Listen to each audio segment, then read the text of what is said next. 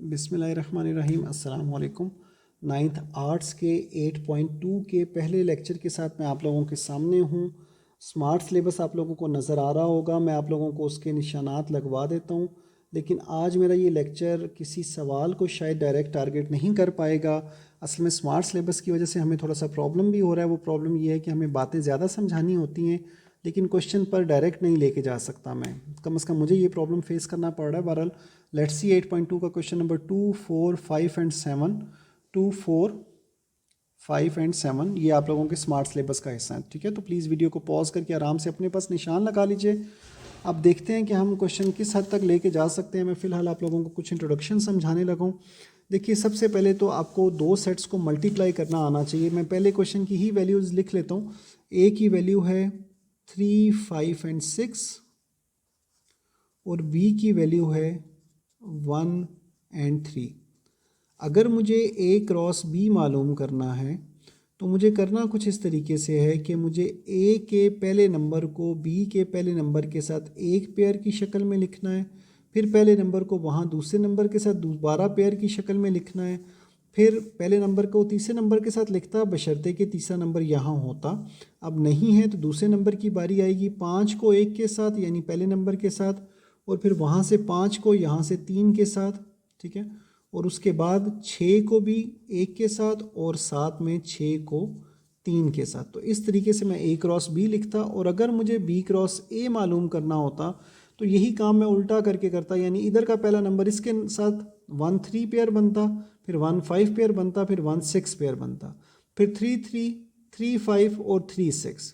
ठीक है, यहाँ एक बात याद रखिए, यहाँ 3 नंबर्स हैं, यहाँ 2 नंबर्स हैं, तो 3 को 2 से मल्टीप्लाई करो तो 6 आंसर आता है। तो यहाँ देखिए 1 2 3 4 5 6, 6 ही पेयर्स आपके बने हैं। और अगर उल्टा कर रहे हैं, 2 को 3 से मल्टीप्लाई करें तो भी 6 ही आंसर आता है। ठीक है, तो भी आपके 6 ही जोड़े बनने चाहिए। ठीक है, अब ये तो हो गया कि दो सेट्स को मल्टीप्लाई कैसे किया जाता है। ठीक है, अब दूसरी चीज़ जो हमें यहाँ पर देखनी है वो ये है कि बाइनरी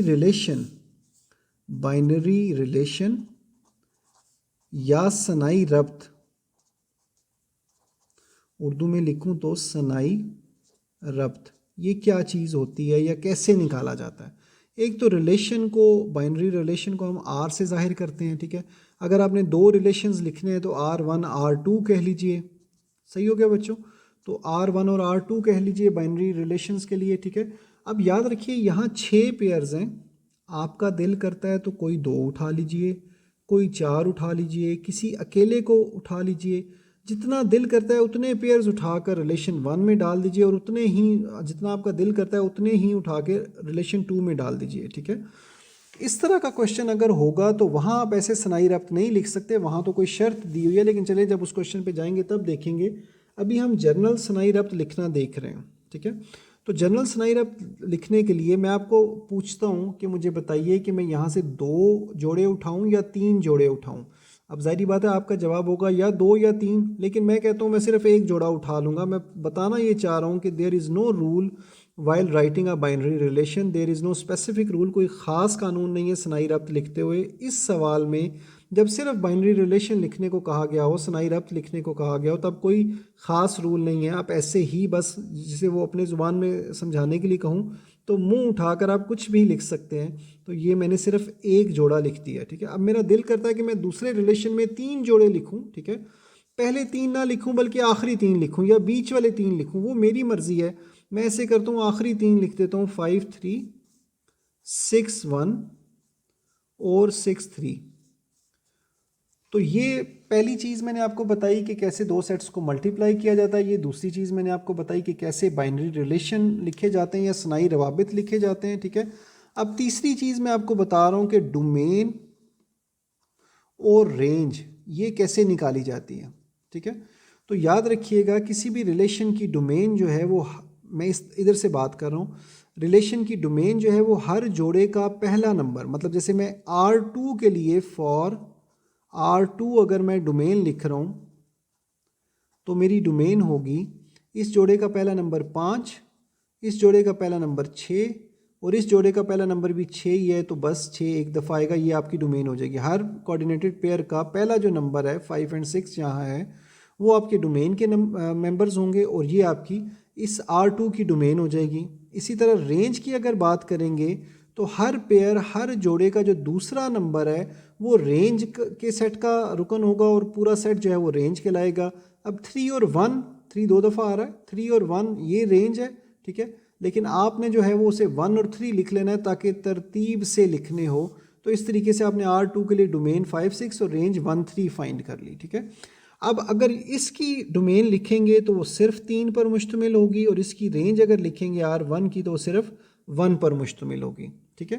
तो हमने आज के लेसन में 2 सेट्स को मल्टीप्लाई करना, बाइनरी रिलेशन या सनाई रब्त मालूम करना और उनकी डोमेन रेंज मालूम करना ये देखा है, ठीक है। तो प्लीज़ इसको ऊपर से नोट करने के बाद वीडियो को पॉज करें, आराम से नोट करें, फिर पॉज करें और नीचे से नोट करें, ठीक है। और उसके बाद देखिए अगर क्वेश्चन की तरफ, तो मैंने जो रकम लिखी थी वो मैंने यहाँ से लिखी थी, ए की वैल्यू, बी की वैल्यू, मैंने ए क्रॉस बी भी मालूम किया, बी क्रॉस ए भी मालूम किया, 2 सनाई रवाबित बाइनरी रिलेशंस भी लिखी है, उनकी डोमेन और रेंज भी मालूम की, ठीक है। तो ये क्वेश्चन पूरा समझाने के बाद अब मैं आपको ये दूसरा क्वेश्चन एज होमवर्क दे रहा हूँ। वैसे भी ये देख सकते हैं ये होमवर्क का ही साइन है, ठीक है। तो दूसरा क्वेश्चन एज होमवर्क दे रहा हूँ। दूसरे क्वेश्चन में आप लोगों ने क्या करना है कि आप लोगों ने यहाँ लिखा हुआ है ए सेट और लिखा हुआ है ए में से क्या मुराद है, ए में से मुराद है ए ज़र्ब ए, ठीक है। यानी आपने इसी रकम को इसी रकम के साथ इस अंदाज में पहले ज़र्ब देनी है, यानी ए को ए से ही ज़र्ब देनी है, ठीक है। अगर नहीं होगा तो प्लीज़ मुझे बताइएगा, मैं कोशिश करूँगा अगले लेक्चर में रिपीट करने की, वरना आप लोगों को पर्सनली बताने की, ठीक है। तो प्लीज़ पहले ए क्रॉस ए निकालिएगा जैसे मैंने ए क्रॉस बी निकाला, सही है। उसके बाद आपने 2 सनाई रवाबित लिखने जिस तरह मैंने यहाँ लिखे, ठीक है। अच्छा ये मैं थोड़ा सा ऊपर कर देता हूँ, ये 2 सनाई रवाबित लिखने, सनाई रब्त एक लिखने के बाद बीच में डोमेन रेंज लिखकर फिर R2 लिखिएगा और फिर उसकी डोमेन रेंज लिख लीजिएगा ताकि समझते हुए देखने वाले को आसानी रहे। तो ये क्वेश्चन आपका होमवर्क होगा, ठीक है। तो बेसिकली आज का जो हमारा लेक्चर है वो था इंट्रोडक्शन का, लेकिन लगे हाथों हमने क्वेश्चन नंबर 1 से लेके क्वेश्चन नंबर 3 तक भी कवर कर लिया है, क्योंकि क्वेश्चन नंबर 4 आपका जो है वो इंशाल्लाह मैं अगले लेक्चर में स्टार्ट करवाऊँगा।